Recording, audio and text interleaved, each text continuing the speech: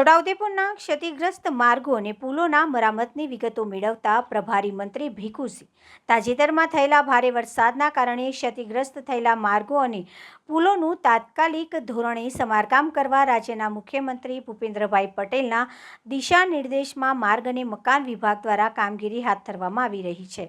આ કામગીરીની જાત માહિતી મેળવતા છોટાઉદેપુર જિલ્લાના પ્રભારી મંત્રી એવં રાજ્ય અન્ન અને નાગરિક પુરવઠા સામાજિક ન્યાય અને અધિકારિકતા વિભાગ મંત્રી ભીખુસિંહ પરમારે માર્ગ અને મકાન વિભાગ દ્વારા હાથ ધરાયેલી માર્ગ અને પુલ મરામત કામગીરીની વિસ્તૃત સમીક્ષા હાથ ધરી હતી।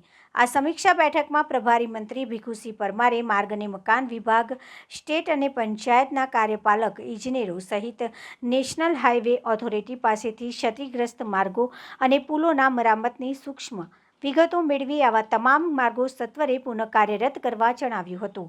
આ સાથે શાળાના જર્જરિત ઓરડાઓ બનાવવા માટે પ્રક્રિયા ઝડપી કરવા તથા વિદ્યાર્થીઓને બેસવા માટે વૈકલ્પિક વ્યવસ્થા કરવા અંગે પણ તેમણે સૂચન કર્યું હતું। જર્જરિત આંગણવાડીઓના નવીનીકરણ તથા ભૂલકાઓને બેસવા માટેની વૈકલ્પિક વ્યવસ્થા સુનિશ્ચિત કરવાની પણ સૂચના આપી હતી। બેઠકમાં જિલ્લા વિકાસ અધિકારી સચિન કુમાર અને પ્રાયોજના વહીવટદાર કલ્પેશ કુમાર શર્માએ પ્રભારી મંત્રી ભીખુસિંહ પરમારનું પુષ્પગુચ્છથી સ્વાગત કર્યું હતું। તેમણે ક્ષતિગ્રસ્ત માર્ગ અને પુલોના મરામત અને ડાયવર્ઝન જેવી બાબતોથી મંત્રીને વાકેફ કર્યા હતા। આ સમીક્ષા બેઠકમાં નિવાસી કલેક્ટર શૈલેષ ગોકલાણી સહિત સંબંધિત વિભાગોના અધિકારીઓ ઉપસ્થિત રહ્યા હતા। જે વરસાદ પડ્યો છે એ જૂન મહિનાની અંદર ધારવા કરતાં વધુ વરસાદ પડવાના કારણે ગુજરાતની અંદર નાના મોટા રસ્તાઓ, પુલોને થોડુંક નુકસાન થયું છે।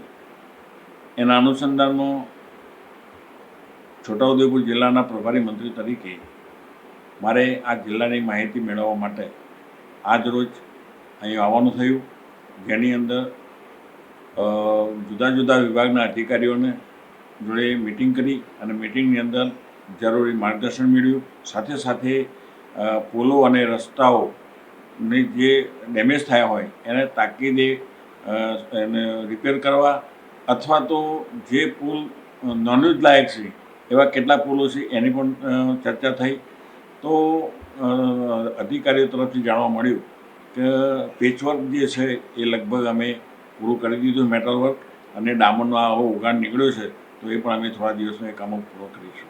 સાથે સાથે પુલોની પણ સ્થિતિ સારી છે, કંઈ ખાસ જોખમકારક પુલો નથી એવું પણ અધિકારીઓ પાસેથી જાણવા મળ્યું છે। એટલે એકંદરે જિલ્લાની અંદર આ વરસાદના કારણે મોટું કંઈ નુકસાન જાણવા મળ્યું નથી।